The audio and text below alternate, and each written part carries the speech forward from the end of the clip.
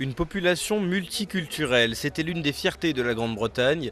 Ici, les immigrés ont conservé leurs traditions et leur mode de vie avec la bénédiction des gouvernements successifs.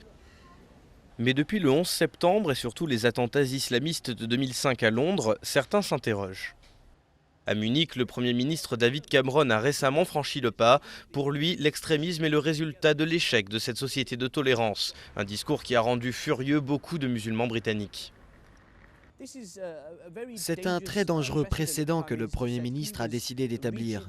Il essaie d'attirer les voix de l'extrême droite en brandissant des préjugés. Et je pense qu'il a gratifié d'une publicité gratuite les fascistes qui manifestaient le même jour. Et de fait, son discours a coïncidé avec une manifestation de la Ligue de défense anglaise, un groupe d'extrême droite qui a organisé le plus grand défilé de son histoire ce jour-là dans la ville de Luton, une ville à forte communauté musulmane.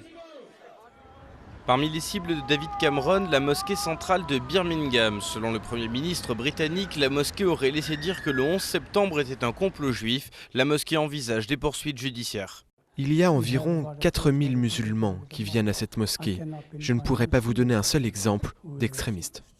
Mais pas tous les musulmans britanniques partagent ces vues. Pour le représentant de ce groupe anti-extrémiste, les remarques de David Cameron étaient justifiées. Je pense que la critique était plus centrée sur les gouvernements britanniques. Il disait que les gouvernements ont soutenu des organisations qui peuvent croire sincèrement en ce qu'elles font, mais qui, dans les faits, défendent des idées très extrémistes. Le débat fait donc rage en Grande-Bretagne, mais pas seulement. Partout en Europe, l'extrême droite se renforce et les dirigeants allemands et français ont également qualifié d'échec le multiculturalisme.